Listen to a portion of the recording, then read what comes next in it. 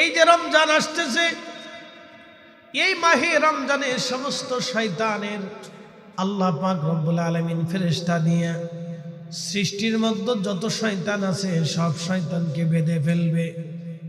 সমস্ত শয়তানকে আমার আল্লাহ মাহে রমজানে বেঁধে রাখবে, শিকল দিয়ে বেঁধে রাখবে। প্রশ্ন করতে পারেন, হুজুর মাহে রমজানে শয়তান যদি শিকল দিয়ে বাঁধা থাকে তাহলে মাহে রমজানে কেন অন্যায় হয়, বেনামাজি কেন হয়, সুদখোর কেন সুদ ছাড়ে না, ঘুষখোর কেন ঘুষ ছাড়ে না, কেন সিন্ডিকেট করে খাবারের দাম বাড়ায়? তাহলে কারা? মালের ভিতরে ভেজাল দেয় কারা, মালে কম দেয় কারা? কে মাহে রমজানে এই কাজগুলি করে? শয়তান যদি বাধা থাকে তাহলে এই কাজগুলি কারা করে? মনে রাখবেন, শয়তান শুধু জিনদের ভিতরে না, মানুষের ভিতরেও শয়তান আছে। আল্লাযী ইওয়াসবিসু ফি সুদুরিন নাসি মিনাল জিন্নাতি ওয়ান নাস। জিন শয়তান আর মানুষ শয়তান, কিন্তু মানব শয়তানকে বাধা হয় না, মানব শয়তানকে খোলা থাকে। এই জন্য মানব শয়তান কর্তৃক দুনিয়াতে শয়তানি হয়। মনোযোগ দিবেন, মাহে রমজানে আমার আল্লাহ পাক সমস্ত জান্নাতের দরওয়াজাগুলি খুলে দেন, জাহান্নামের শাস্তিগুলি আমার আল্লাহ লাঘব করে দেন, এবং জাহান্নামের দরজাগুলি আমার আল্লাহ বন্ধ করে দেন।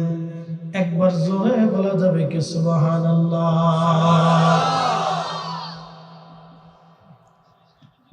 মুসলমান মনোযোগ দিবেন, মাহে রমজানের খাতিরে রব্বুল আলামিন আমরারে বললেন, আস-সাওমু লি ওয়া আনা আজজি বিহি। রোজা আমার জন্যই রাখা হয় এবং এই রোজার প্রতিদান আমি রব্বুল আলামিন দিয়ে দিব। কি পরিমাণে দিবে? বিগাইরি হিসাব, একেবারে পরিমাণবিহীন, অপরিমিত আল্লাহ পাক আমরারে এই মাহে রমজানে প্রতিদান দিয়ে দিবেন। প্রিয় উপস্থিতি, সৃষ্টির মধ্যে 2,24,000 নবী রাসূল দুনিয়া থেকে চলে গেলেন, তাদের উম্মত দুনিয়া থেকে চলে গেলেন। নবীদের মুজিজা শেষ হয়ে গেল, নবীদের নবুয়ত শেষ হয়ে গেল, নবীদের সমস্ত কর্মকাণ্ডগুলি শেষ হয়ে গেল। কিন্তু আল্লাহ আখিরি নবী হিসেবে আমরার নবীকে আল্লাহ পাঠাইলেন। সেই নবীর মাধ্যম দিয়ে আল্লাহ কিয়ামত পর্যন্ত এই দিন ধর্মকে আমার আল্লাহ চালু রাখবেন। কিয়ামত পর্যন্ত এই নবীর মর্যাদার সম্মান এবং মর্যাদাকে আল্লাহ বুলন্দ করবেন। 1.5 লক্ষ নবী চলে গেল, মতান্তরে 2,24,000 নবী রাসূল চলে গেল। কাউকে আল্লাহ এতটা মর্যাদা দেন নাই। আল্লাহ এই নবীর সম্মানের দিকে তাকায়া এই নবীর উম্মতকে আমার আল্লাহ 70 গুণ মর্যাদা দিয়েছেন। একবার জোরে বলা যাবে কি মারহাবা? এই উম্মতকে আল্লাহ এতটা মর্যাদা দিলেন, এতটা সম্মান আল্লাহ দিলেন। মাহে রমজানের কথাই বলে দিয়ে যায়, আল্লাহ নবী বলেন, উম্মত মাহে রমজানে কেউ যদি একটা ফরজ ইবাদত করে, অন্য মাসে 70টা ফরজ ইবাদতের সমান নেকি দেওয়া হবে। মাহে রমজানে কেউ যদি একটা নফল করে, অন্য মাসের একটা ফরজ ইবাদতের সমতুল্য নেকি মাহে রমজানে আমার আল্লাহ দিয়ে দিবে। আপনাদের কাছে একটা ছোট্ট বুদ্ধি দিয়ে যায়। বলে কি বুদ্ধি? বুদ্ধিখানা হলো, আপনারা অনেকেই গত 11 মাসে অনেক নামাজ কাজা করে ফেলছেন। হয়েছে না ভাই? নামাজ কাজা হয়েছে না?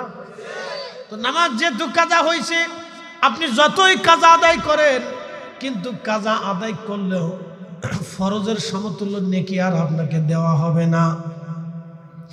এই রমজান আপনার মৌসুম।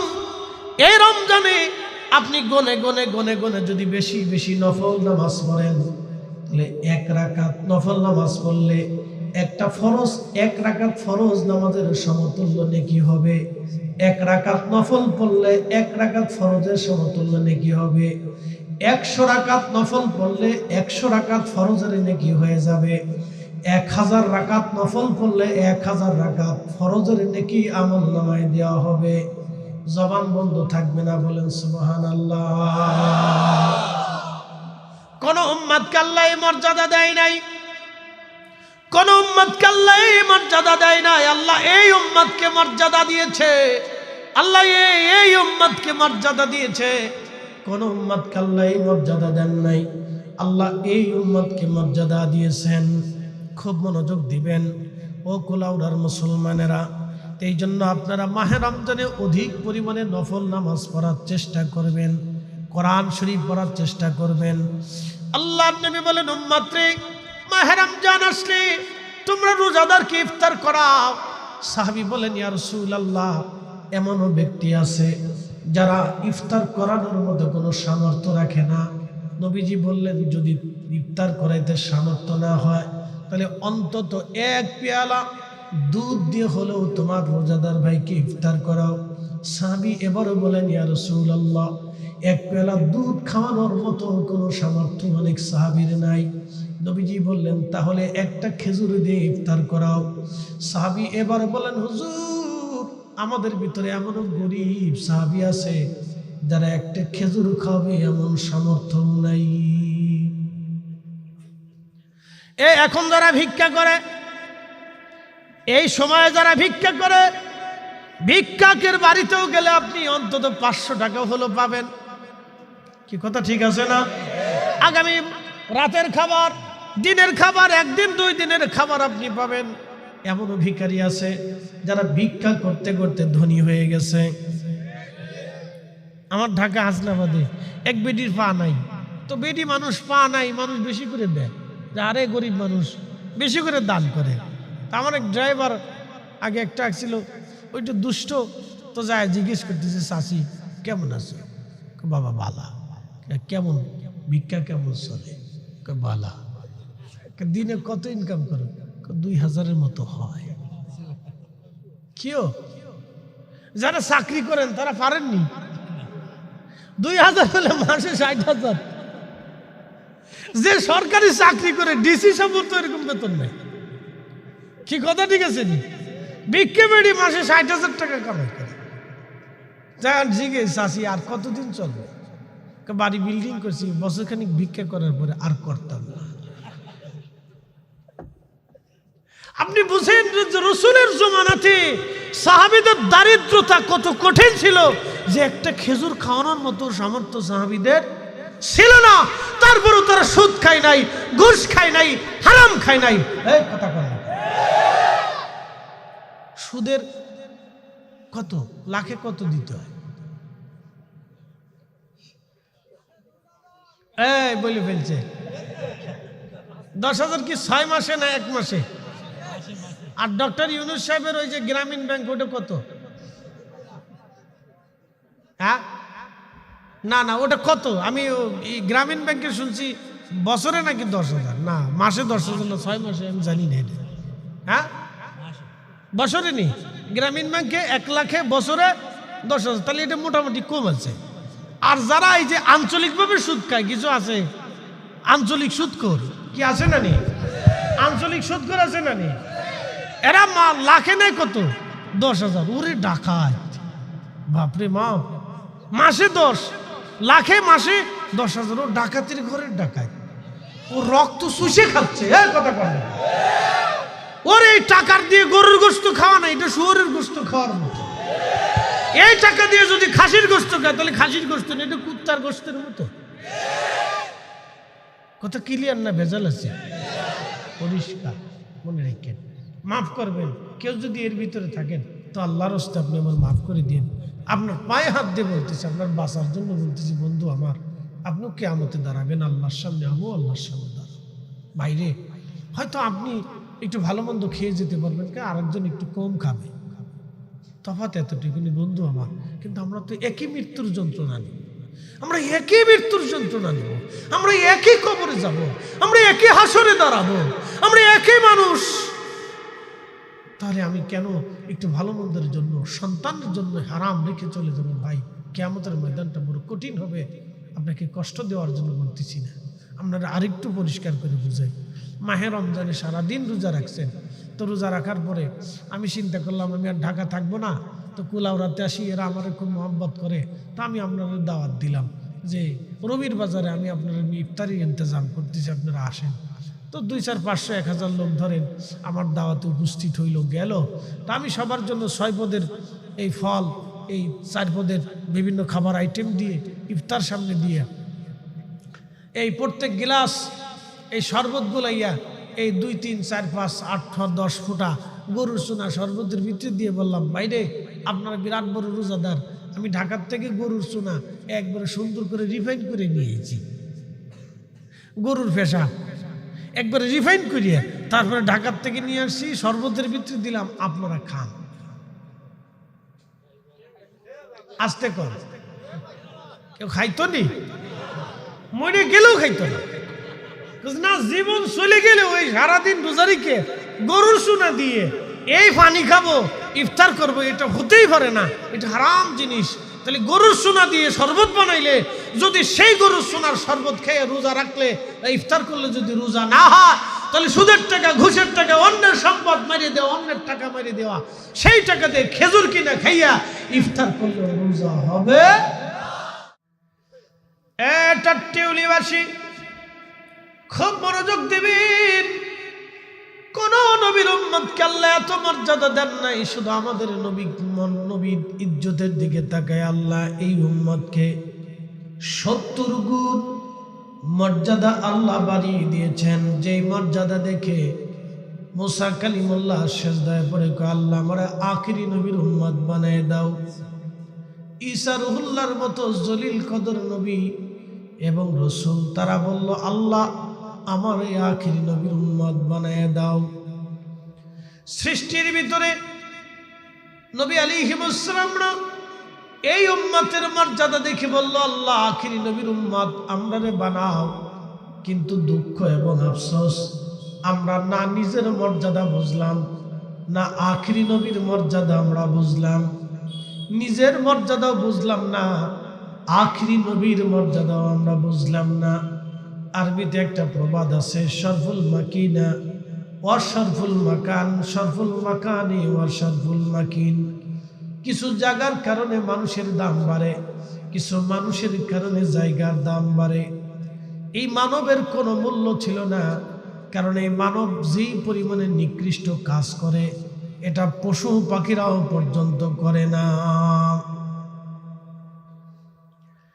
এই মানুষ যে পরিমাণে নিকৃষ্ট কাজ করে পশু পাখিরাও সেই নিকৃষ্ট কাজ করে না। দেখবেন কুকুর খাবার দিবেন কখনো বেঈমানি করবে না, বিড়াল আদর করবেন কখনো বেঈমানি করে না, গরু খাবার দিবেন ওই বেঈমানি করবে না। আপনি যত পশু পাখি বলেন আদর করবেন, লালন পালন করবেন, সে বেঈমানি করে না।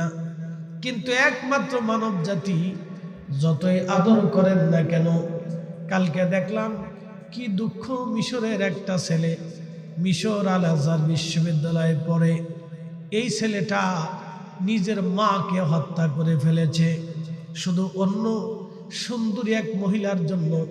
ওই মেয়েটার সাথে ছেলেটা বিয়ে বসবে, কিন্তু মা রাজি হয় নাই, সেই কারণে মাকে ছেলেটা হত্যা করে ফেলেছে।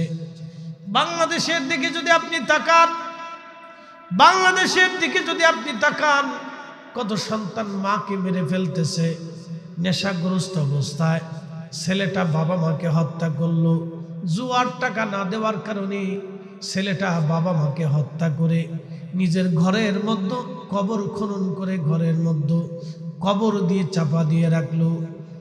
কিছুদিন আগে এক সিএনজি ড্রাইভার তার ছেলেটা তাকে হত্যা করলো, কুপিয়ে কুপিয়ে তাকে হত্যা করলো। ছেলেটা নেশার টাকা বাবা দিতে চায় নাই, সেই জন্য বাবা সন্তান, সন্তান কর্তৃক বাবা নিহত হলো। বন্ধ মনোযোগ দিবেন হাজিরিন, পৃথিবীতে কখনো আপনি দেখেন নাই কোনো পশু তার বাচ্চাকে হত্যা করে ফেলে, কিন্তু এই মানব জাতি তার বাচ্চা হত্যা করে। আজকেও খবরে দেখলাম এক মহিলা তার নিজের সন্তানকে হত্যা করে পরপুরুষের হাত ধরে পালিয়ে চলে গেছে। কয়েকদিন আগে খবরে দেখলাম স্বামী স্ত্রীর মধ্যে ডিভোর্স হবে, কিন্তু 3 মাসের বাচ্চাটা স্ত্রী নেবে না। মহিলার একটাই কথা, আমার ভবিষ্যৎ আছে, আমি সন্তান নেব না। এই সন্তান যদি আমি নিয়ে যাই তাহলে আমার ভবিষ্যৎ নষ্ট হয়ে যাবে। অর্থ কি? পৃথিবীর মানুষ আছে কিন্তু বিবেক নাই, মানুষ আছে ন্যায় নাই, মানুষ আছে ইনসাফ নাই, মানুষ আছে মানুষের বিবেক উপলব্ধি নাই, মানুষ আছে মানুষের মানবতা নাই, মানুষ আছে মানুষের দয়া নাই, মানুষ আছে মানুষের সহমর্মিতা নাই, মানুষ আছে মানুষের ভালোবাসা নাই। কি কথা বলেন, ঠিক কিনা? আমি নবী না মানিলাম, কি যে ভুল করিলাম, ভস্মে ঢালিলাম ঘি, মানুষ হইয়া ভবেতে আসিয়া মানুষের করিলাম কি, মানুষ হইয়া ভবেতে আসিয়া মানুষের করিলাম কি। খুলনা একটা ছেলেকে প্যাসেঞ্জার সেজে রিক্সাওয়ালার মাথায় হাতুড়ি দিয়ে পিটায় তাকে আহত করে রিক্সা নিয়ে চলে গেল চোর। চোর কি জানে যে রিক্সাওয়ালাকে হাতুড়ি দিয়ে পিটানো হলো, পিটাইয়া তাকে আহত করা হলো। 3 দিন পর্যন্ত ছেলেটা অজ্ঞান, 3 দিন পর্যন্ত তার হুঁশ ফিরে নাই। তার মানে হাতুড়ির আঘাতটা বুঝতেই পারতেছেন, মাথার ভিতরে এমন ভাবে আঘাত লেগেছে 3 দিন পর্যন্ত ছেলেটা বেহুশ। ওই ছেলেটা বোবা, কথা বলতে পারতো না। ছেলের বাবাটা অন্ধ, একটা মাত্রই ছেলে তার, এক অন্ধ বাবার বোবা সন্তান অন্ধ। এই ডাকাত, এই চোর তার জীবনের অপরিমিত ক্ষতি করে মাত্র 40-50 হাজার টাকার একটা রিক্সা নিয়ে পালিয়ে গেল। বুঝেন তো, মানুষ এত নিকৃষ্ট কাজ করে, পশু পাখিরা এই নিকৃষ্ট কাজ করে না। এ মুসলমান, ভালো করে শুনে যাবেন, মানুষ মানুষকে খুন করে, মানুষ মানুষকে হত্যা করে, কিন্তু কুকুরে কুকুরে লড়াই হয়। জীবনে দেখেন নাই কোনো কুকুরকে মেরে ফেলে দেয়, বিড়ালে বিড়ালে লড়াই হয়। জীবনে দেখেন নাই কোনো বিড়ালকে হত্যা করে ফেলে, মোরগে মারামারি হয়। জীবনে দেখেন নাই কোনো মোরগকে হত্যা করে। গরু লড়াই হয়, জীবনে দেখেন নাই কোনো গরুকে হত্যা করে। পাখি লড়াই হয়, কিন্তু কোনো পাখিকে হত্যা করে না, হিংস্র পাখি ছাড়া। কিন্তু মানুষ হিংস্রদের চাইতে ভয়ানক হয়ে গেছে। রাস্তা দিয়ে হেঁটে যাবেন, 50 বছর আগে এখান থেকে রবির বাজার পর্যন্ত হেঁটে গেলে মানুষ ভয় পাইতো রাস্তায় ভূত আছে কিনা, ভূতে ধরে কিনা, শিয়াল কুকুর আছে কিনা। এখন রাস্তা থেকে মানুষ কুত্তারে ভয় পায় না, শিয়ালকে ভয় পায় না, ভূতেরও পায় না। যে ভয়টা মানুষকে ভয় পায়, চিন্তা করে আমি রাস্তা দিয়ে রবির বাজার পর্যন্ত, কুলাউড়া পর্যন্ত যাব, যদি রাস্তায় ডাকাতি ধরে, কোন শত্রু আমাকে হত্যা করবে। মানুষকে ভয় পায়, বাঘেরও মানুষ এমন ভাবে ডরায় না। কথা বল না কেন? এইভাবে যদি চলে তাহলে বিশ্বাস উঠে যাবে। সন্তান মা থেকে বিশ্বাস সরিয়ে নিচ্ছে, সন্তান বাবা মা থেকে বিশ্বাস হারিয়ে ফেলতেছে। এইভাবে যদি প্রতিনিয়ত বাবা মারা সন্তান কর্তৃক হেনস্থার শিকার হয়, তাহলে দেখবেন সন্তান বাবা মা কর্তৃক নির্যাতিত হবে, সন্তান কর্তৃক বাবা মা নির্যাতিত হবে। বিশ্বাস নামক বস্তুটা পৃথিবী থেকে নষ্ট হয়ে যাবে। এই জন্য নবী বলেন, আমার উম্মতেরা কিয়ামত অনুষ্ঠিত হবে, কিয়ামতের আগে 85টা আলামত দুনিয়ার ভিতরে আসবে।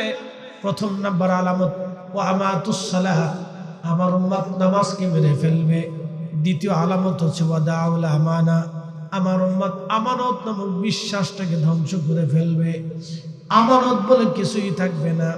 আপনি উন্নত বিশ্ব যদি চলে যান, মানুষ একা একা বসবাস করে, পৃথিবীর উন্নত দেশে চলে যাবেন, উন্নত বিশ্বে চলে যাওয়ার পরে দেখবেন মানুষ একা একা বসবাস করে। একটা ঘরের ভিতরে মানুষ মরে যায়, একাকী মারা যায় এবং ওই অবস্থায় মরে থাকে। গন্তব্যের না হওয়া পর্যন্ত কেউ খোঁজ পায় না। জাপানে চলে যাবেন, অনেক সুখ আছে, কিন্তু আপনি মানুষ একাকিত্ব বরণ করতেছে। কারণ কি? বৃদ্ধ হয়ে যাওয়ার পরে সন্তানরা ঘরে রাখে না, বৃদ্ধাশ্রমে পাঠিয়ে দেয়। সন্তান আর নিজের কাছে বাবা মাকে রাখে না। এই অপসংস্কৃতি বাংলাদেশেও দিন দিন আমাদের দিকে ধেয়ে আসতেছে। আমরাও চাই আমাদের দেশে অপসংস্কৃতি আসুক, আর এইভাবে বৃদ্ধ আশ্রমে বাবা মারে রাখুক। এইভাবে যদি চলতে থাকে তাহলে আগামীর সংসার ধ্বংস হয়ে যাবে, আগামীর বাংলাদেশ অন্ধকারে নিমজ্জিত হয়ে যাবে, আগামীর সমাজ একেবারে ধ্বংস হয়ে যাবে। মানুষ থাকবে, মানবতা থাকবে না, মানুষ থাকবে, ভালোবাসা থাকবে না, মানুষ থাকবে, মানুষ তার মানুষত্ব হারাবে, মানুষ তার মানবতা হারিয়ে ফেলবে। কথা বলেন ঠিক কিনা? এই যে সামনে নির্বাচন আসতেছে, দেখবেন একটু কত জায়গা মারামারি হবে, খুন খারাপি হবে ভোটের জন্য। কি কথা বলেন? ভোটের জন্য খুন খারাপি হবে, মারামারি হবে, কুবাকুবি হবে, মিথ্যা মামলা দেওয়া হবে, জেলে দেওয়া হবে, ভরে দেওয়া হবে, কত কিছু, আগুনে বাড়িতে আগুন হবে। কেন? এগুলি কি মানুষের কাজ? এটাই কি মুসলমানের কাজ? এজন্য কি নবীজি দাওয়াত নিয়ে এসেছিলেন? এজন্য কি সাহাবীরা জীবন দিয়ে গেলেন? এজন্য কি ইমাম হাসান হুসাইন জীবন দিলেন? এজন্য কি হযরত হামজা শহীদ হলেন? এজন্য কি হযরত জাফরের দুইটা হাত কাফেররা কেটে ফেলল? এজন্য কি ফাতেমা রাদিয়াল্লাহু আনহার কলিজার টুকরারা শহীদ হলো? এজন্যই কি হযরত ওমর শহীদ হলো? এজন্যই কি হযরত আলী শহীদ হলো? এজন্যই কি উসমান গনি জিন্নুরাইন শহীদ হলো? এজন্যই কি তালহা জুবাইররা শহীদ হলো? এজন্যই কি সাদ বিন আবি ওয়াক্কাস শহীদ হলো? এজন্যই কি সোয়া লক্ষ সাহাবী বাড়িঘর ফেলাইয়া পৃথিবীর রন্দে রন্দে তারা সরাইয়া এই কালেমার দাওয়াত কি তারা এই জন্যই পৌঁছাইল যে আমরা ভাইরা ভাইরা মারামারি করব, নিজেরা খুন খারাপি করব, রক্তপাত করব, ক্ষমতার জন্য রক্তপাত হবে, অর্থের জন্য রক্তপাত হবে। 1 ইঞ্চি জমি মানুষ রাস্তায় ছাড়তে চায় না। এজন্য কি নবীজি এসেছিলেন? কি আশ্চর্য!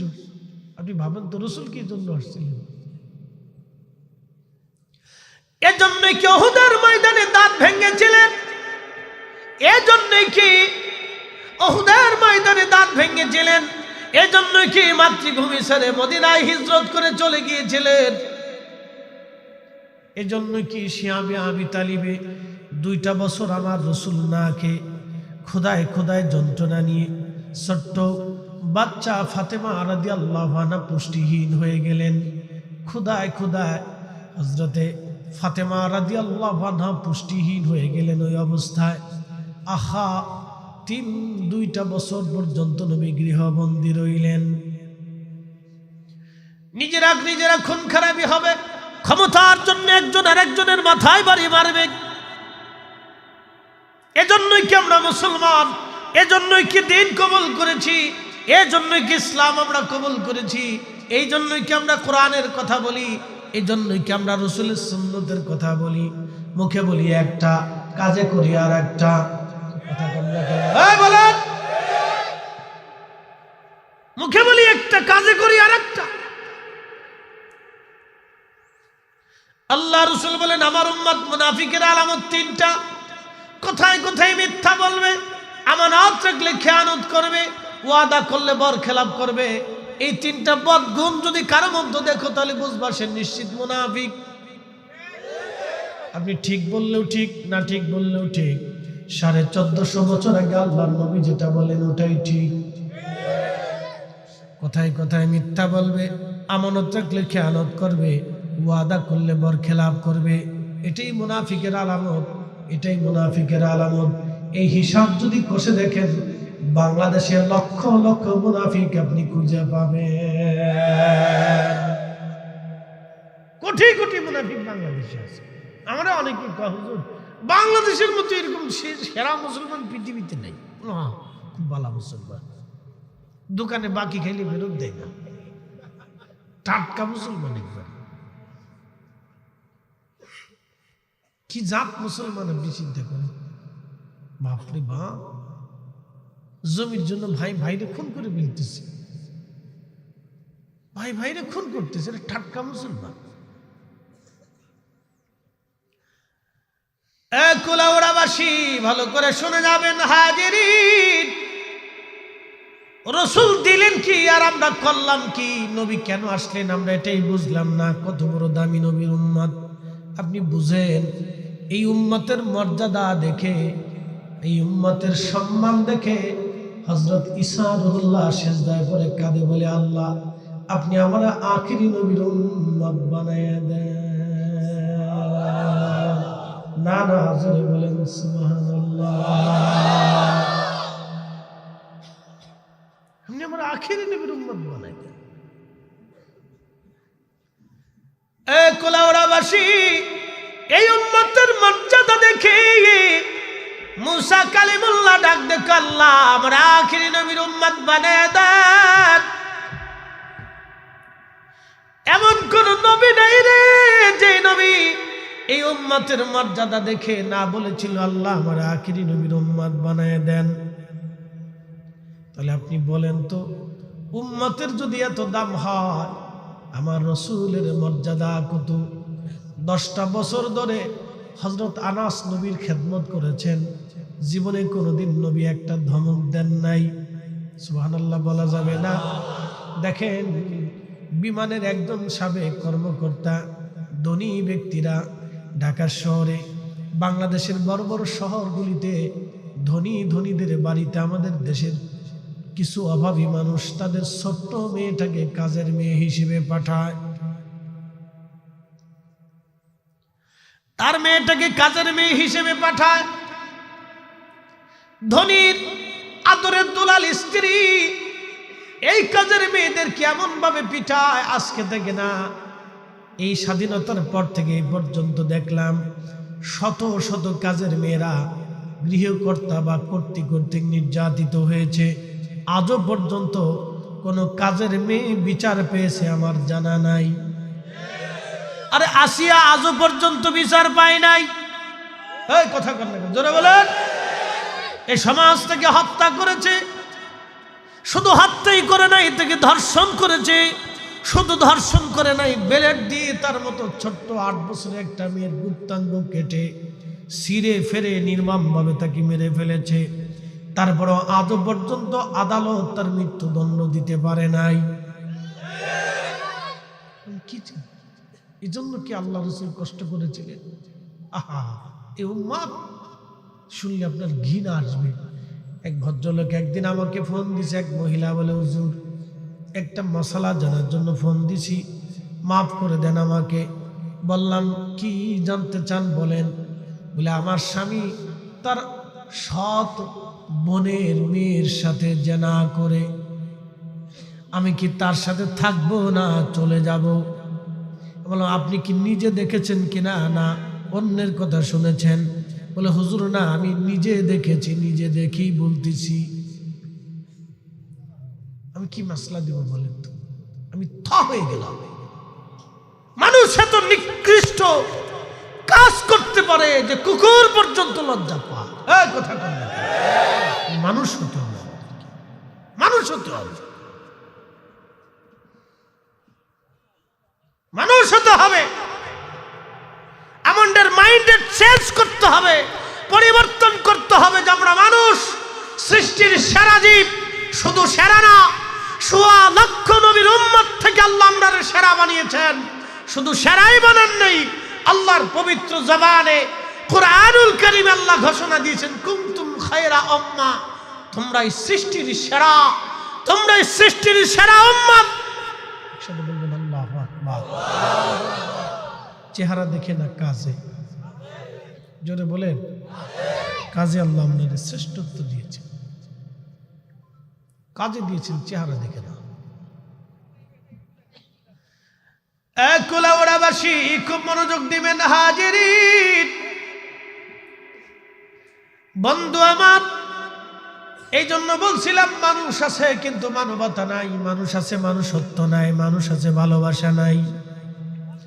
আজকে সন্তান মায়ের ভালোবাসা হারিয়ে ফেলতেছে।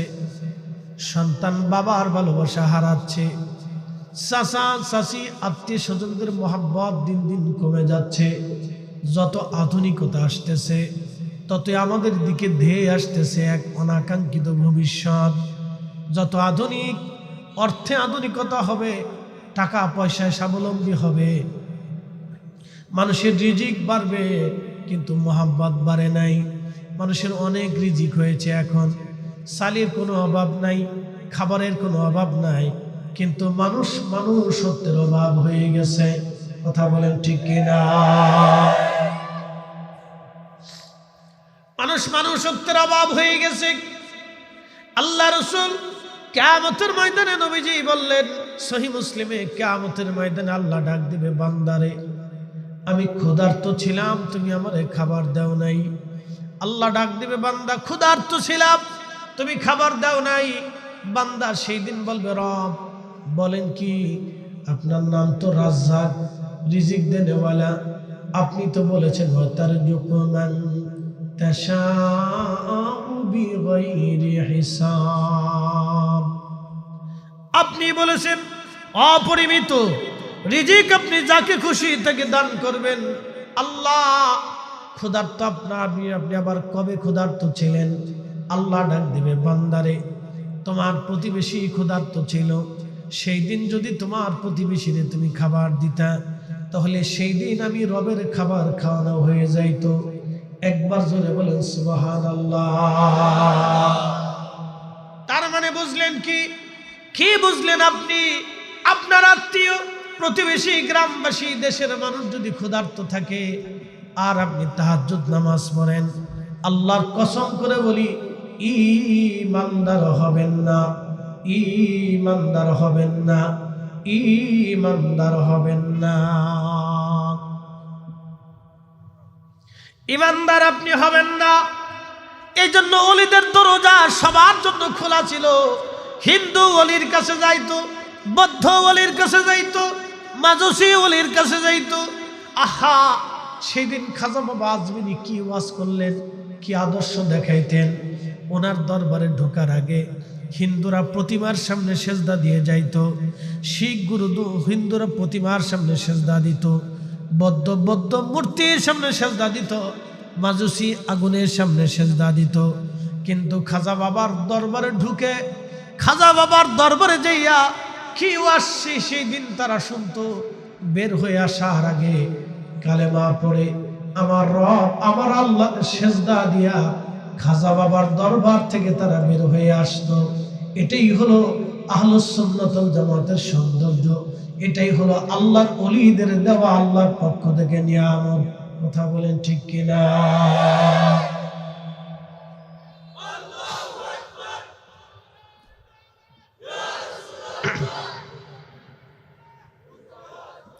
কিন্তু দুঃখের বিষয়, আফসোস, বর্তমানে শিক্ষা ব্যবস্থা থেকে ওলিদের মর্যাদার চ্যাপ্টার বন্ধ করে দেওয়া হচ্ছে। কি ভাবতেছেন? আমাদের বইয়ের ভিতরে লেখা আছে, কচ্ছপের গল্প, খরগোশের গল্প লেখা আছে। কি আছে না? আসেনি? খরগোশ এবং কচ্ছপের গল্প লেখা আছে। গল্পটা যদিও সত্য না, রূপক ভাবে গল্পটা লেখা আছে, কিন্তু গল্পের একটা অর্থ আছে। অর্থ হলো মন্থর গতিতে হলো লক্ষ্য যদি স্থির থাকে গন্তব্যে পৌঁছানো যায়। এটা হলো খরগোশ এবং কচ্ছপের গল্পের মূল সারাংশ, যে মন্থর গতিতে হলো লক্ষ্য যদি ঠিক থাকে তাহলে গন্তব্যে পৌঁছানো যায়। শিক্ষা ব্যবস্থায় যদি খরগোশ এবং কচ্ছপের গল্প লেখা থাকতে পারে, পাঠ্যপুস্তকে যদি বিভিন্ন ধরনের গল্প বই মানুষের জীবন কাহিনী এটা সেটা লেখা থাকতে পারে, একটা পৃষ্ঠা কি ওলিরা বরাদ্দ পায় না? এই আসতে বলবেন, পায় না? তাহলে ওলিদের নাম কারা কাটতে চায়? ওলিরা কিভাবে কালেমার দাওয়াত দিছে জানেন? তার একটা বাস্তব রূপ আপনাদের সামনে তুলে ধরতেছি।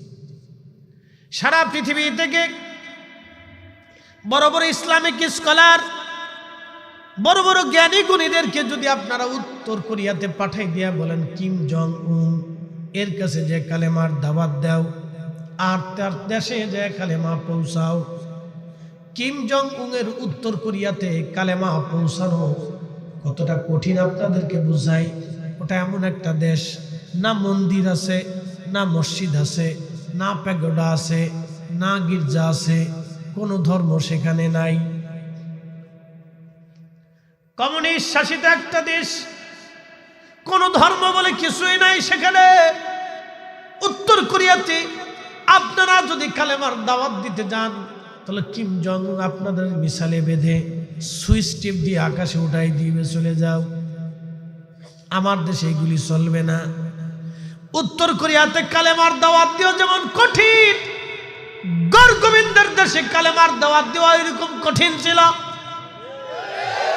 সেই দিন শাহজালাল আমিনী শাহাদাতের লিপসা সামনে নিয়ে মৃত্যুর দুয়ার দরজার সামনে দাঁড়িয়ে শাহজালাল আমিনী মুজাদ্দিদিরা জায়নামাজ সুরমা নদীর উপরে বিছাই দিয়ে কালেমার দাওয়াত সেই দিন দিলেন। একসাথে বলবেন আল্লাহু আকবার। না না হয় না, আরো জোরে বলেন। তাহলে তাদের নাম কেন পাঠ্যপুস্তকে লেখা থাকবে না?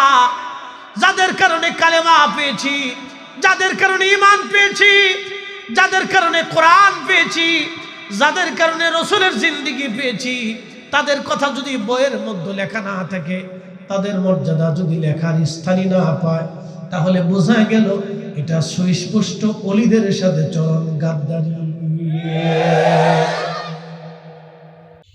গাদ্দারি করবেন, বেশি দিন টিকবেন না।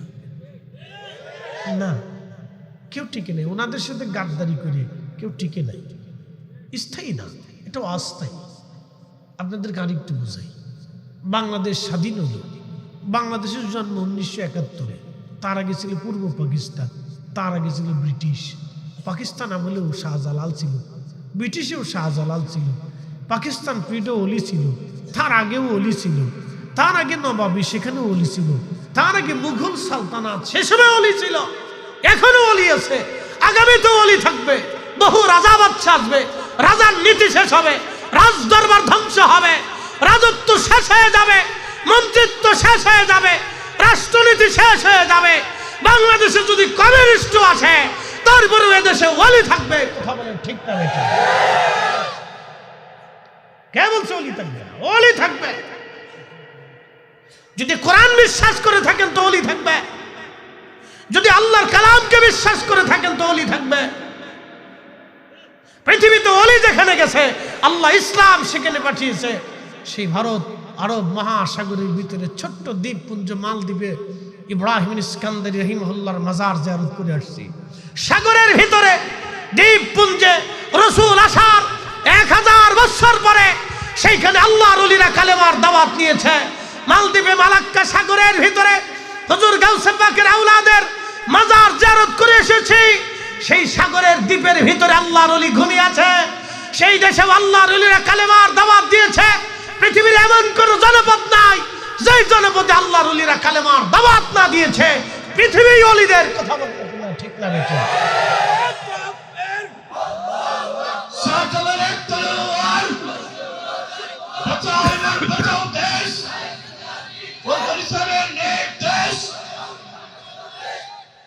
পৃথিবী ওলিদের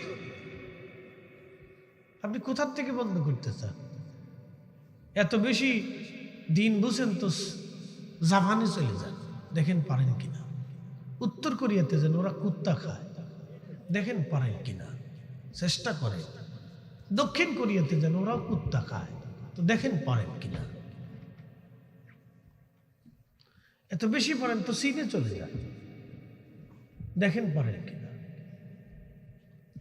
ওলিরা না খেয়ে গাছের পাতা খেয়ে তারপর কালেমার দাওয়াত দিয়ে গেছে। পছন্দ হয় না? না, হ্যাঁ পছন্দ হয় না, পছন্দ হয় না। না 3 দিনের বইটা কি ভাতের কয় হয়? আরে বেটা, ও ঠিক মতো পেশাব করে পানি দিতে পারে না। ওলিদের জমিন ওলিদের কথাই থাকবে, কথা বলেন না কেন? পৃথিবীর সব জায়গা থেকে কেটে দিতে পারবেন, কোরআন থেকে কাটতে পারবেন? হ্যাঁ পারবে? পৃথিবীর সব জায়গা থেকে নাম মুছে দিবেন, হৃদয় থেকে মুছতে পারবেন? শাহজালালের নাম মুসলমানের হৃদয় কে দিয়েছে? খাজা বাবা আজমিরির নাম মুসলমানের হৃদয় কে দিয়েছে? আল্লাহ দিয়েছে। ওটা বিল বোর্ডে লেখা লাগে না, সাইনবোর্ড টানার লাগে না, ওটা আল্লাহর পক্ষ থেকে মানুষের হৃদয় উৎকরিত হয়। পারমাণবিক বোমা মারলেও এখান থেকে বের করার সুযোগ নাই। এই কথা বলেন না কেন? চেঙ্গিস খান পারে নাই, চেঙ্গিস পারে নাই, চেঙ্গিস পারে নাই। 2 কোটি মুসলমান হত্যা করেছিল চেঙ্গিস। খাবারজম সাম্রাজ্য যেই দিন দখল করেছিল চেঙ্গিস, 3 দিনে 12 লক্ষ মুসলমান শহীদ করেছিল। স্পেনের সেই মুসলিমদের পরাজয়ের পরে আহা কত মুসলমানকে নির্বিচারে নির্দ্বিধায় হত্যা করা হয়েছিল। বুঝতে পারছেন? মুসলমানের রক্ত কম ঝরে নাই। হালাকু খান ইরাকের বাগদাদ দখল করে 16 লক্ষ মুসলমানকে হত্যা করেছিল। 16 লক্ষ। 1 মাস পর্যন্ত টাইগ্রিস নদী রক্তে রঞ্জিত ছিল। বাগদাদে সেই গাউসে পাক এখনো আছে। কথা বলেন না কেন? এখনো আছে। পৃথিবী যতদিন টিকে থাকবে, ইমাম মাহদী আলাইহিস সালামের আগ পর্যন্ত ওলিরা টিকে থাকবে।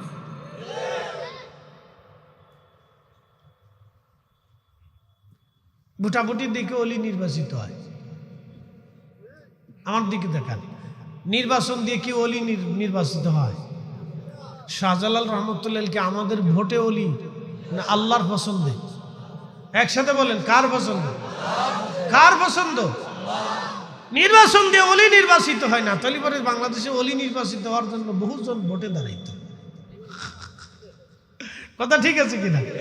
নির্বাচন দিয়ে ওলি হয় না, ওলি আল্লাহর পক্ষ থেকে নির্বাচিত হয়। আফসোস আমাদের জন্য, আমরা হতভাগা একটা জাতি। এটা নিয়ে কেন ঝগড়া করতে হবে বলেন তো?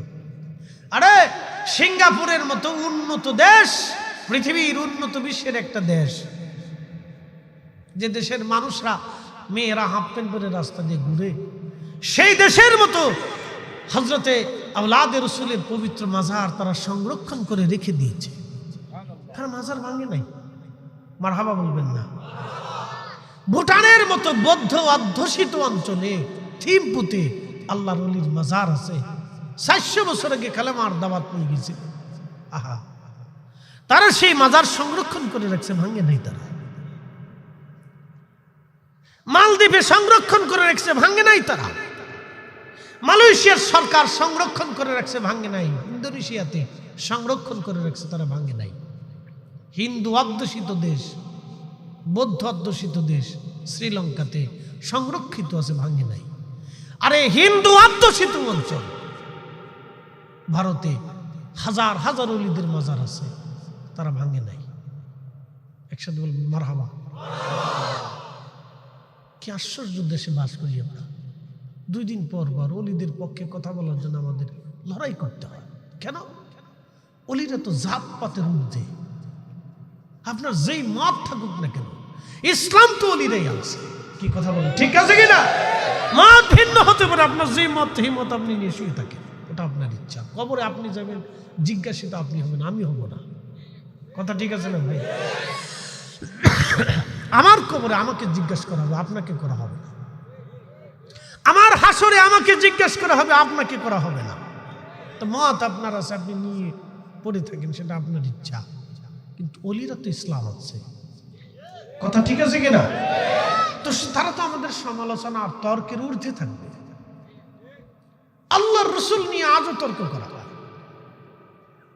বইয়ের ভিতরে লেখা হয় রসুলের উসিলা শিরিক। কেন? আমার কোমলমতি শিক্ষার্থীদেরকে এই কথা কেন শিখাইতে হবে? কে শিরিক শিখাইল? কেন শিরিক হবে? আপনাদেরকে প্রশ্ন করি, বাদ দেন, কিয়ামতের ময়দান যখন কায়েম হবে, হাউজে কাউসারের মালিকানা কার হাতে? আল্লাহ রসুলের হাতে দিছেন আল্লাহ। ইন্না আ'তাইনাকাল কাউসার, নিশ্চয় অবশ্যই আমি আপনাকে হাউজে কাউসার দিয়ে দিছি। একসাথে বলবেন আল্লাহু আকবার। না হয় না, আরো জোরে বলেন, আরো জোরে। আপনাকে বলি, হাউজে কাউসারের পানি কি কিয়ামতে লাগবে না? এমন কোন মার গর্ভের সন্তান আছে যে বলবে হাউজে কাউসার আমার লাগবে না? এমন কোন বাবার বৈধ বেটা আছে যে বাবার বৈধ সন্তান অবৈধ হলে কোনো কথা নেই? কিন্তু উতুল্লিম বাদা জালিকা জালিম, যারও সন্তান ওটা আল্লাহ রসুলের বিরুদ্ধে চলে যায়। কি কথা কর না কেন? যেটা জন্মে দোষ আছে ওটা আল্লাহ রসুলের ইজ্জতের বিরুদ্ধে চলে যায়। জন্মের বৈধ সন্তানকে জিজ্ঞেস করতেছি, এমন কোন বৈধ সন্তান আছে যে বলবে কিয়ামতের ময়দানে রসুলের হাউজে কাউসার ছাড়া আমি বেহেশতে চলে যাব? আছে? কোন মার গর্ভের সন্তান আছে? তাহলে কিয়ামতের ময়দানে রসুল ছাড়া আমরা হাউজে কাউসারের পানি কে পিলাবে? তাহলে কিয়ামতের ময়দানে রসুল আমার উসিলা। কথা কর না, জোরে বলে। তো মেশরের মাঠে যদি উসিলা হয় তাহলে দুনিয়াতে উসিলা শরীফ কেন হবে? জোরে বলেন। আমার কোমলমতি শিক্ষার্থীদেরকে এটা শিখিতে হবে। দিন আর ধর্ম কি সুন্নিরা বুঝে না নাকি? পরিবস্তিতে আপনাদেরকে এখনই সতর্ক হতে হবে। ইমান একিন বড় দামি জিনিস। ইমানের উপর বলিয়ান থাকতে হবে, বিশ্বাসের উপর আপনাকে দায়িম থাকতে হবে, নীতির উপর আপনাকে অটল থাকতে হবে। কথা বলে ঠিক না বেঠিক? মুসলিম তো সে মুসলিম যে রসুলের নীতির উপরে দায়িম এবং কায়েম থাকে। মনে রাখবেন, এটা নীতি থেকে বিচ্যুত হবে না। সামনে রমজান আসতেছে, রমজানের দুটো কথা বলবো। মাদ্রাসাটা আপনাদের কাছে আমানত। কষ্ট হবে? ওই তো নি, ওই তো নি। একসাথে বলেন আল্লাহু আকবার। আরেকটু জোরে বলেন। আমাদেরকে মানুষ হতে হবে। একসাথে বলেন কি হতে হবে? মানুষ হতে হবে। মানুষ হতে হবে। প্রিয় উপস্থিতি, সামনে মাহে রমজান। রমজানের কথাগুলি বলছিলাম, বলতে বলতে অনেক দূর পর্যন্ত চলে গেলাম। মূল আলোচনার দিকে ফিরে যাই। এই উম্মতকে আল্লাহ এতটা মর্যাদা দিলেন, এতটা সম্মান আল্লাহ দিলেন, মাহে রমজানের কথাই বলে দিয়ে যাই। আল্লাহ নবী বলেন, উম্মত মাহে রমজানে কেউ যদি একটা ফরজ ইবাদত করে, অন্য মাসে 70টা ফরজ ইবাদতের সমান নেকি দেওয়া হবে। মাহে রমজানে কেউ যদি একটা নফল করে, অন্য মাসের একটা ফরজ ইবাদতের সমতুল্য নেকি মাহে রমজানে আমার আল্লাহ দিয়ে দিবে। আপনাদের কাছে একটা ছোট্ট বুদ্ধি দিয়ে যাই। বলে কি বুদ্ধি? বুদ্ধিখানা হলো, আপনারা অনেকেই গত 11 মাসে অনেক নামাজ কাজা করে ফেলছেন। হয়েছে না ভাই? নামাজ কাজা হয়েছে না? তো নামাজ যেহেতু কাজা হয়েছে, আপনি যতই কাজা আদায় করেন, কিন্তু কাজা আদায় করলেও ফরজের সমতুল্য নেকি আর আপনাকে দেওয়া হবে না। এই রমজান আপনার মৌসুম।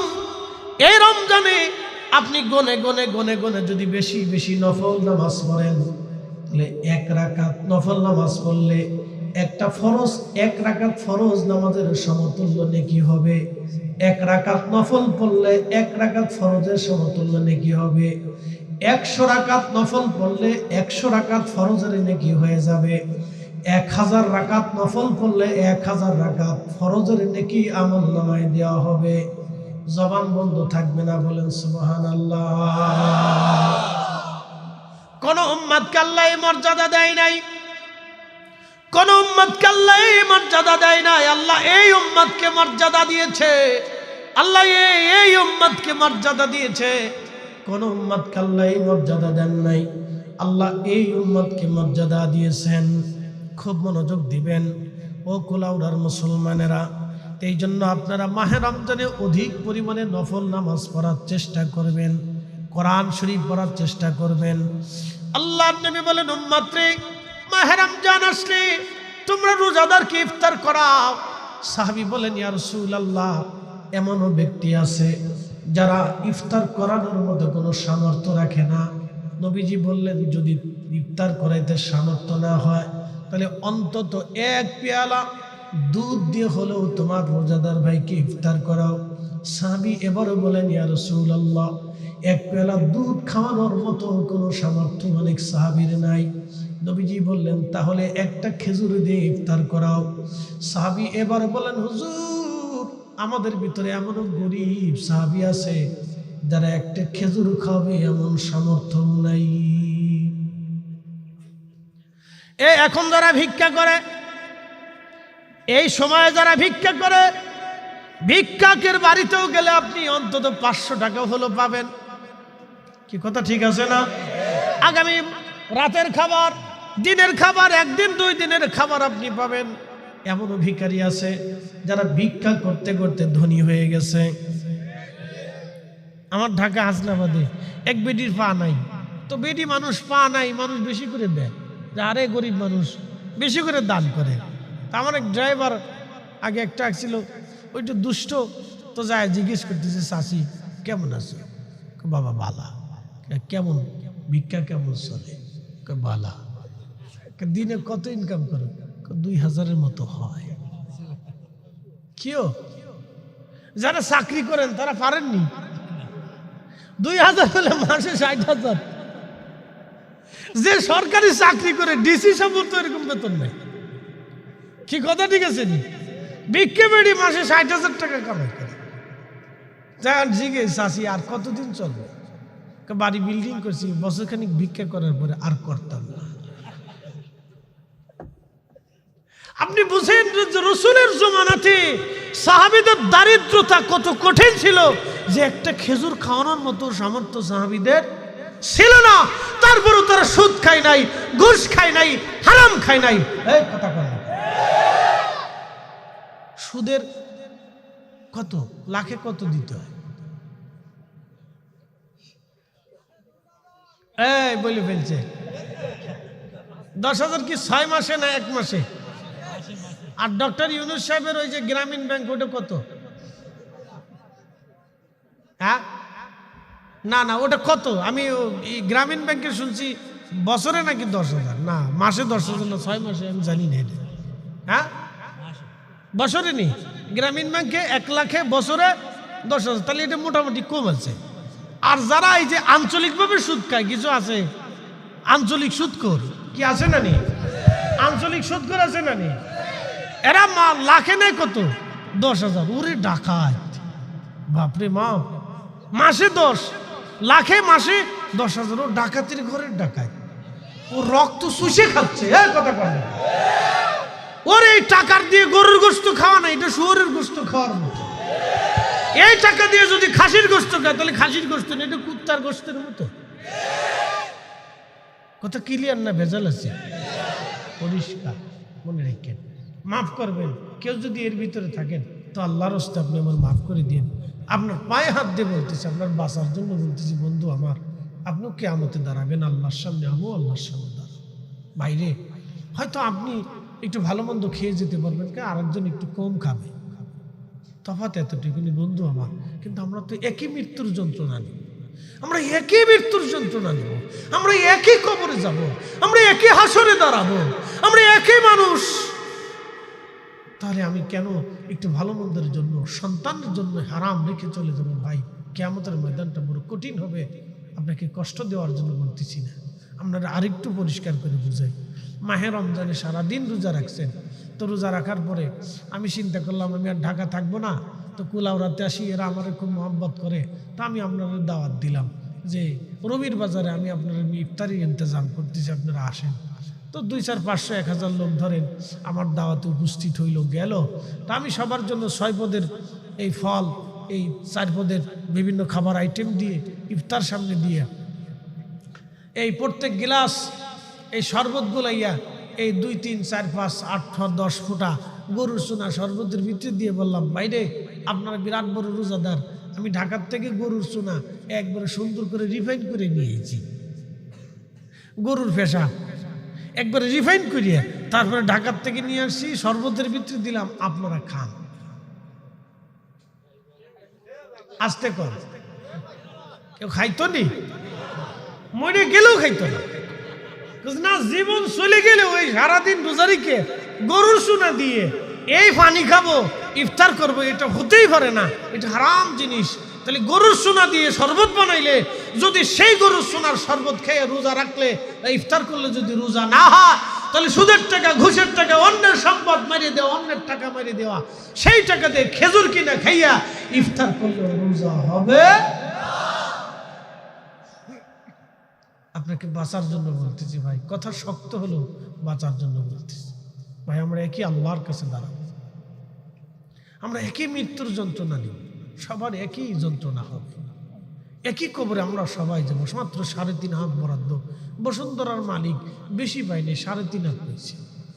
যমুনার মালিক বেশি পায়নি, মাত্র 3.5 হাত পেয়েছে। কাপড়ের টুকরাটাও বেশি হয় নাই, মাত্র 3 টুকরা পেয়েছে। কথা ঠিক আছে কিনা? ব্যাংকে তো হাজার হাজার কোটি টাকার মালিক। কত এমপি মন্ত্রী মিনিস্টাররা কবরে চলে গেল, কত রাজা ধীরাজরা কবরে চলে গেল। বাপ, মাত্র 3 টুকরা কাফনের কাপড় বরাদ্দ হয়েছে, বেশি হয়নি। কথা ঠিক আছে কিনা? কিছু নিয়েও যেতে পারে নাই। তাহলে আমরা কেন এই অবৈধভাবে সন্তানের জন্য সম্পদ রেখে যাব, স্ত্রীর জন্য রেখে যাব? ও করোনা আসছিল, আমার মসজিদের ইমাম সাহেব বলতেছে, হুজুর এই করোনার সময় এক ধনাঢ্য ব্যক্তির মারা গেল করোনার আক্রান্ত হয়ে, আমরা তার গোসল করাইলাম, কাফন পরাইলাম, জানাজাও পরাইলাম, কবরও খনন করলাম। ছেলেটাকে 10টা বার ফোন দিলাম, শুধু দূর থেকে বাবার চেহারা দেখে যান, আপনি কলিজার টুকরা সন্তান। 10 বারই ছেলেটা জবাব দিল, এই বাবার কবরটা আপনারা দিয়ে দেন, এই বাবার করোনা হয়েছে, আমরা যেতে পারবো না।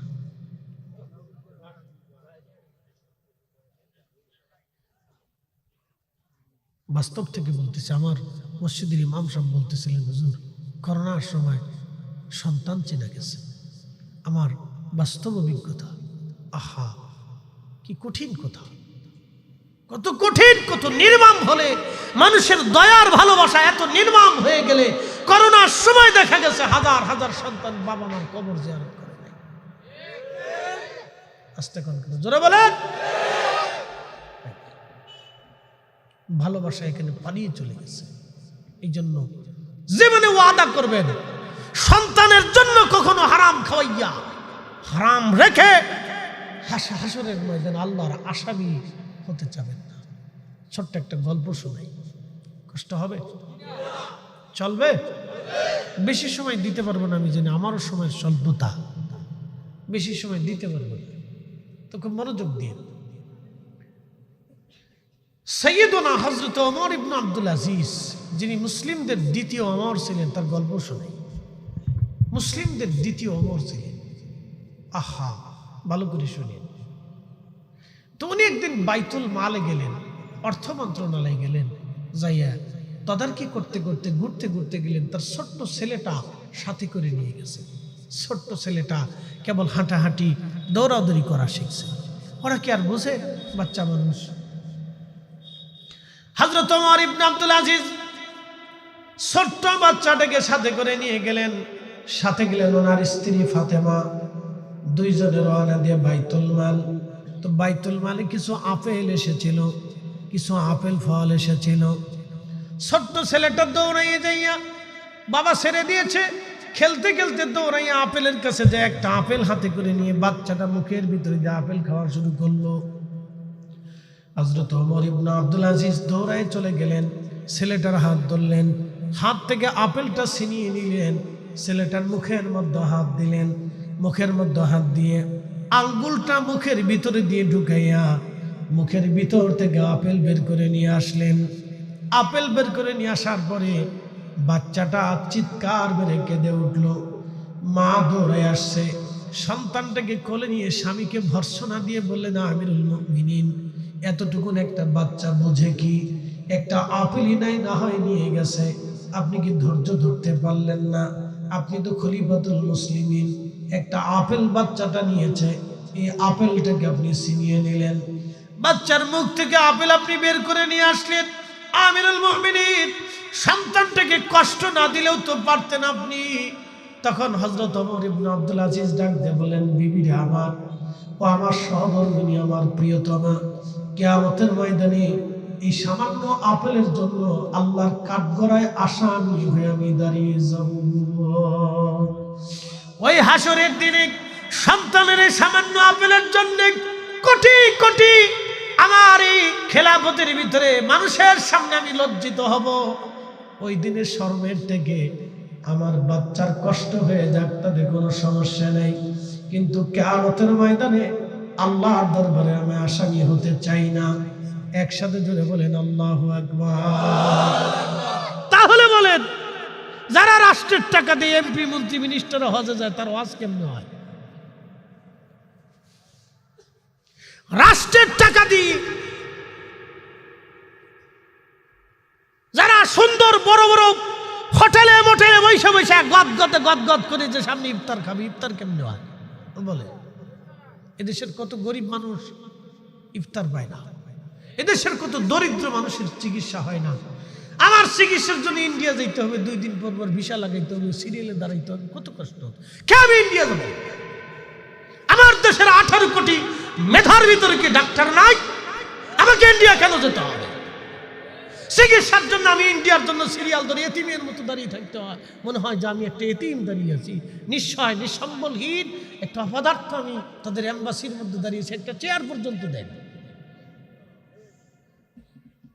বসতে একটা চেয়ার পর্যন্ত নেই। হাজার হাজার মানুষ দাঁড়িয়ে আছে চিকিৎসার জন্য, রোগীরা দাঁড়িয়ে আছে ভিসা করার জন্য দাঁড়িয়েছে। কেন আমার দেশের মানুষ ইন্ডিয়ার চিকিৎসা নিতে যাবে? আমার দেশের রাষ্ট্র শত শত কোটি টাকা এদিকে সেদিকে খরচ হয়। আপনারা 100 কোটি টাকা বাজেট করে একটা আলিশান প্রাসাদ করে আপনারা সুন্দর করে একবারে বড় করে একটা হসপিটাল তৈরি করেন, যেখানে হাজার হাজার বড় বড় দামি দামি চিকিৎসক থাকবে। পৃথিবীর সবচেয়ে উন্নত প্রযুক্তির চিকিৎসা ব্যবস্থাগুলি আপনারা নিয়ে আসেন, কেন আনতে পারবেন না? 18 কোটি মানুষের চিকিৎসা দিতে পারবেন না? এদেশের প্রতিনিয়ত কত মানুষ ক্যান্সারে ফ্যান্সারে বিভিন্ন রোগে আক্রান্ত হইয়া, বাংলাদেশের সুচিকিৎসা না পাইয়া, প্রযুক্তি মেশিন টেশিন না থাকার কারণে মানুষ ইন্ডিয়া চলে যায়। কি কথা ঠিক আছে কিনা? প্রিয় উপস্থিতি, কথাগুলি ভালো করে বুঝবেন। যাই হোক, মূল আলোচনার দিকে চলে যায়। দুঃখে কথাগুলি বলতে হচ্ছে, বাপ আমি কেন ইন্ডিয়ার চিকিৎসার জন্য যেতাম? আমরা 18 কোটি মানুষের মেধা। আমরা আগে মুরব্বীদের কাছ থেকে শুনতাম একটা ছেলে হলে একটা লাঠি হয় না, মারহাবা কর। মুরব্বীদের কথা ফেলে দেওয়ার মতো না, জোরে বলেন মারহাবা। আমরা মানুষ কত কোটি? জোরে কর। আমরা 18 কোটি লাঠি। কি কথা কর না কেন? মানুষ 18 কোটি, আমার 18 কোটি সম্পদ। যদি সম্পদ রাষ্ট্র না ভাবে, তাহলে রাষ্ট্রে বলেন 6 মাস রেমিটেন্স আনা বন্ধ করে দেন, ভিক্ষার থালি হাতে নিয়ে ঘুরতে হবে। কয় মাস লাগবে? 3 মাস হলেই চলবে। যদি আমার দেশের মানুষগুলি সম্পদ না হয়, তাহলে আপনি একটু টেস্ট করেন, 3 মাসের জন্য আপনারা রেমিটেন্স আনা বন্ধ করে দেন। অথচ এয়ারপোর্টে গেলে যখন বিদেশিরা আমাদের দেশে আসে, অনেক সময় ওদেরকে মানুষই মনে করে না। হ্যাঁ, কি কথা হলো? ওরা দেশের সম্পদ, রাষ্ট্রের সম্পদ, বিদেশে যাইয়া প্রচন্ড গরমে আমার প্রবাসীরা কাজ করে। কত প্রবাসী আছে কাগজ নাই, পলাইয়া পলাইয়া জেলখানার মতো থেকে থেকে ওরা কাজ করে। কত পরিশ্রম করে কাজ করে। অসুস্থ হলে ডাক্তার চিকিৎসা পর্যন্ত, ওষুধ পর্যন্ত নিতে পারে না। ওরা আমার দেশের সম্পদ। প্রত্যেকটা মানুষ আমার দেশের সম্পদ। ও ল্যাংড়া হলেও সম্পদ, ও বোবা হলেও সম্পদ, ও কানা হলেও সম্পদ, ও আধা পাগল হলেও সম্পদ। প্রত্যেকটা মানুষ সম্পদ। যেই দিন এই রাষ্ট্র প্রত্যেকটা মানুষকে সম্পদ মনে করবে, সেই দিন এই রাষ্ট্র অনেক সুন্দর হবে না। প্রত্যেকটা মানুষ সম্পদ। পৃথিবীর কত দেশ আছে মানুষ বাড়ানোর জন্য, রাশিয়া তারা প্যাকেজ ঘোষণা করছে যে তোরা সন্তান জন্ম দে, তারপরেও জন্ম দেয় না। জাপান প্যাকেজ করতে, অস্ট্রেলিয়া প্যাকেজ দিছে যে তোরা যদি বাচ্চা জন্ম দিস তো তোদেরকে প্যাকেজ দিবে, তারপরে বাচ্চা জন্ম দিতে পারে না, দেয় না। আর আমরা এত সম্পদ থাকার পরেও আমরা একটু সুষ্ঠু ব্যবহার করতে পারি না। বিদেশে যারা কাজ করে পরিশ্রম করে কত মানুষ, ভারত থেকে একটা লোক বিদেশে যাইতে 50,000 টাকা লাগে। আজকে দেখলাম সৌদি আরবে ভারত থেকে 1,50,000 টাকা দিয়ে ভারত থেকে সৌদি আরবে যে কাজ পাচ্ছে, কাগজ পাচ্ছে। বাংলাদেশ থেকে 4.5 লাখ টাকা দিয়ে, 5 লাখ 6 লাখ টাকা দিয়ে সৌদি আরব যাওয়ার পরে কাগজ পায় না, কাজ পায় না, থাকার জায়গা পায় না। কথা কেন এগুলি হবে? ওরা কি আমার দেশের সম্পদ না? ওরা কি চুরি করতে যায়নি, ওরা পরিশ্রম করতে যায়। ওরা পরিশ্রম করে আমার দেশের রেমিটেন্স বাড়ানোর জন্য, আমার দেশের অর্থনীতিকে সমৃদ্ধ করার জন্য ওরা পরিশ্রম করে বাপ মা সন্তান স্ত্রী বেলায় চলে যায়।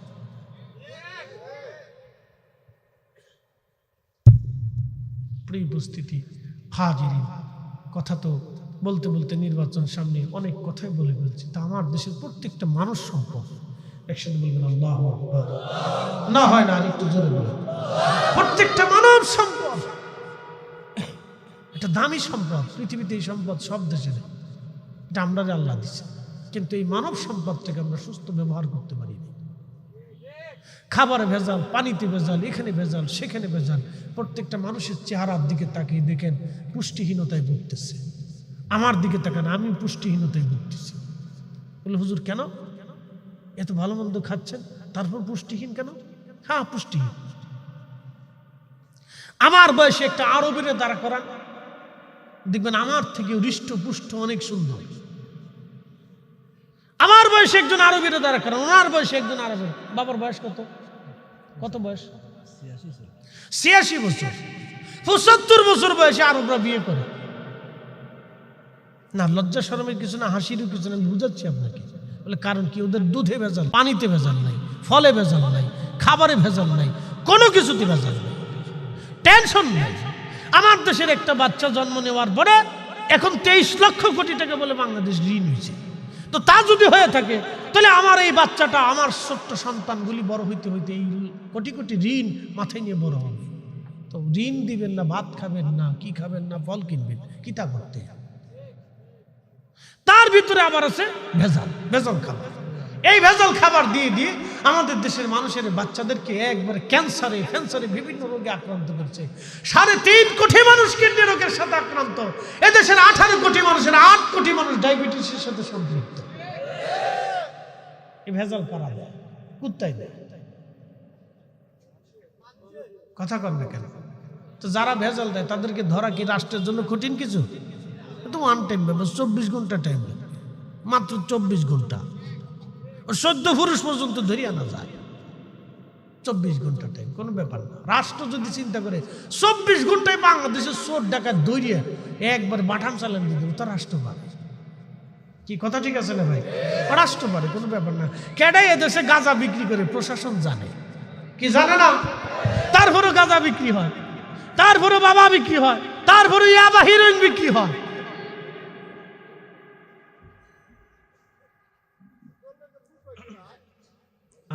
জায়গা মতো চলে গেছে রে। দললে তো খুশি তো না। তার মানে আমাদের মূল সমস্যা হচ্ছে দুর্নীতি। কথা ঠিক আছে কিনা? মূল সমস্যা কি? দুর্নীতি। আল্লাহ দুর্নীতিবাজদেরকে মাটির নিচে দাফন করে দিই, ধ্বংস করে দিই। কোথাতে ল্যাংড়া, বুবা, কানা, খুরা একবারে ভিখারি বানাইয়া একবারে প্যারালাইসিস রোগ দিয়ে ধ্বংস করে দিই। জোরে বলে না আমি দোয়া কি খারাপ করছি? বালা দোয়া করছি। একবার 18 কোটি মানুষের পক্ষে দোয়া করে দিচ্ছে। আল্লাহ যত দুর্নীতিগ্রস্ত লোক আছে সব সেক্টরে, যত সেক্টরে আছে, এদের ল্যাংড়া, কানা, বুবা, খোরা, প্যারালাইসিস দিয়ে আল্লাহ যেন মাটির সাথে দাফন করে। কারণ ওদের কারণে আমরা বাচ্চা কাচ্চার ভবিষ্যৎ অন্ধকার হয়ে পড়ে দিচ্ছি।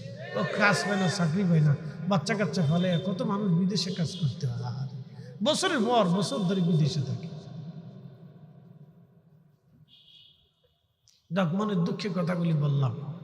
যাই হোক, আল্লাহ আপনাদের বুঝার তৌফিক দিক। রমজান আসতেছে, আল্লাহ রসুল বলেন তোমরা ইফতার করো। মনে আছে নি ওয়াজ? ইফতারের ওয়াজটা করে আপনাদের থেকে বিদায় নিচ্ছি, খুব মনোযোগ দেন। আল্লাহ রসুল বলেন ইফতার করাও। সাহাবী বলেন হুজুর খেজুর খাওয়ানোর মতো সামর্থ্য নাই। আহারে কি কষ্ট ছিল সেই দিন।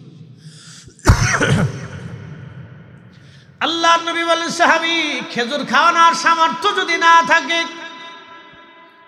তাহলে তুমি তোমার রোজাদার ভাইকে 1 পেয়ালা পানি দিয়ে ইফতার করাও। যদি 1 পেয়ালা পানি দিয়ে ইফতার করাও, তারপরও আমার আল্লাহ যারে ইফতার করাইবা তার রোজা হোক বা না হোক, তোমার আমল নামায় কবুল রোজার সওয়াব লিখে দেবে। জোরে কিতারে বাসনা সুবহানাল্লাহ খাও না কিতার জোরে হোক করে বা সুবহানাল্লাহ। 100 জনের যদি খাওয়ান 100 রোজার সওয়াব, 1000 জনের যদি খাওয়ান 1000 রোজার সওয়াব। আপনার বয়স হলো 86, তো 10 বছর থেকে আপনি রোজা রাখেন ধরেন আর কি। ইনশাল্লাহ আমার বাবাজি 10 বছর থেকে রোজা, ওনার জীবনে এটা পরিসংখ্যান হিসাবে বুঝাই, 10 বছর থেকে উনি রোজা রাখে।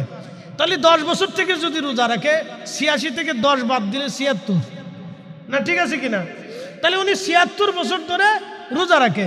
76 বছরে যদি রোজা রাখে তাহলে 30টা রোজা করে হিসাব করেন, 3 7 21, 2021 রোজা, এক মোট মিলে উনি 2200 রোজা এই পর্যন্ত রাখছে। মারহাবা কর। কত রোজা রাখছে? 2200। উনি 76 বছর ধরে পরিশ্রম করে 2200 রোজা রাখছে। উনি যদি আগামী রোজায় চিন্তা করে যে আমি 76 বছর ধরে পরিশ্রম করে 2200 রোজা রাখছি, আমি এই রমজানে 10,000 রোজার সওয়াব নিয়ে নিব, তাই জন্য চেষ্টা করে 10,000 মানুষে খালি খেজুর খাওয়াবে ইফতারির সময়, তাহলে ওনার 10,000 এই রোজার সওয়াব আমল নামে আল্লাহ লিখে দেবে। এই মর্যাদা শুধু আল্লাহ এই নবীর উম্মতকে দিছে। এই মর্যাদা দেখা মুসা আলাইহিস সালামকে আল্লাহ আমার ওই নবীর উম্মত বানায়ালাম। জোরে জোরে। আর এই উম্মত গরু চুরি করে, আস্তে কর, গরু চুরি করে। বাংলাদেশের যত মাহফিল হয় সারা পৃথিবীতে এত মাহফিল হয় না। আপনি সৌদি আরব চলে যান, কোনো মাহফিল নেই, আসেনি? নাই। সৌদি নাই, ওমান নাই, Kuwait, Qatar, Dubai, Bahrain, Iraq, Iran, মিশর, Jordan, Syria, Lebanon, Libya, Tunisia, Algeria, Nigeria, Morocco, Sudan, Mali, Burkina Faso, Senegal, যত মুসলিম দেশ আছে 57টা 58টা যা আছে, মালয়েশিয়া, ইন্দোনেশিয়া, ব্রুনেই, এরপর আপনি মালদ্বীপে চলে যান, পৃথিবীর যত মুসলিম কান্ট্রি আছে কোনো কান্ট্রিতে মাহফিল নেই। বাংলাদেশ, ভারত, পাকিস্তান 3 দেশে মাহফিল হয়। এই এত পরিমাণে মাহফিল বাংলাদেশে হয় যে সারা দুনিয়াতেও এত মাহফিল হয় না। বাংলাদেশে যত গরু চোর আছে সারা দুনিয়াতে এত গরু চোর নাই। এ জাতি মাহফিলেও সেরা, জিকিরেও সেরা, নামাজেও সেরা, রোজাও সেরা, জাকাতেও সেরা, দানেও সেরা, ভালো কাজেও সেরা, আকামেও সেরা, চুরিতেও সেরা, বাদাম নাতেও সেরা, গাঞ্জটিতেও সেরা, নিশাতেও সেরা, বিক্রি করতেও সেরা, সুদেও সেরা, ঘুষেও সেরা। ওরে বাপ রে বাপ, সেরার ঘরের সেরা, সব কাজেই সেরা, মেড ইন বাংলাদেশ, সব কাজে সেরা। বাপ রে বাপ, কি তার সেরা, সেরা রে বাপ রে বাপ। এ তো বাংলাদেশের মধ্যে কোনো দেশে মুসলমানই নাই। ঠিকই কই না, বাংলাদেশের মধ্যে কোনো মুসলমান সারা দুনিয়াতে নাই। আমি একা লেগে গেছি, বললাম ভাই তোরা একটু আমরা আগাই দে, সামনে দুলাভাই টোলাভাইটা ধরলে শেষে কবেন যে হুজুর দিয়ে যান, বিপদ না। এই ব্রাহ্মণবাড়িয়াতে 2 দিন আগে অলিউল্লাহ আশিক হিসাবে ধরছে, দইরে ডাকাতে হুজুরিরটা না নিয়ে কয় হুজুর এই আপনার ওয়াজ শুনি, এই আপনারটা নিলাম না, দোয়া করেন যাতে এই বিদ্যা চাইয়ে দিই, ইমানদার ডাকাত। তা আমি বললাম ভাই রে তোরা আমার একটু রাস্তাটা আগায় দিই, একটু কেমন কেমন যেন শরীরটা শিরশির করে, জায়গাটা বেশি বালা না। হুজুর অসুবিধা নেই, কোনো সমস্যা নেই। বললাম না তোমরা একটু আগায় দাও। হুজুর অসুবিধা নেই, যারা ডাহাতি করবো তারা বই বই আপনার ওয়াজ শুনছে, বুঝছে না কাজ, ওয়াজের টেকাও দিছে, অসুবিধা নেই, জানকে। কি দেশ, কি মুসলমান! আমি বললাম যাক, তাহলে ইমানদার ডাকাত পাওয়া গেছে। তো বাংলাদেশ সামনে রমজান আসতেছে, ইফতার করাবে, মানুষে খাওয়াবে। ছোট্ট একটা বুদ্ধি শিখিয়ে দিই, জীবনে অনেক ভালো কাজ করছে, রমজানে একটা ভালো কাজ করে। কিছু মধ্যবিত্ত আছে যারা বলতেও পারে না, সইতেও পারে না, ভিক্ষাও করতে পারে না, সইতেও পারে না, কাজও পায় না, আছে না ভাই? এরকম মধ্যবিত্ত আছে, নিম্নবিত্ত আছে। যদি সম্ভবপর হয় গোপনে তাদের বাড়িতে কিছু ইফতারির প্যাকেজ দিয়ে আসবেন, যদি আল্লাহ আপনারা সামর্থ্য দেয়। ভাই আমার, এমন কিছু কাজ করেন যেগুলি মানুষের স্মরণীয় বরণীয় হয়ে থাকবে, দিল ভালো থাকবে, আপনার ইমান একিন সুন্দর হবে, দোয়া পাবে। এই কাজগুলি করেন, ভালো কাজ করেন, ভালো কাজ করেন, উত্তম কাজ করেন।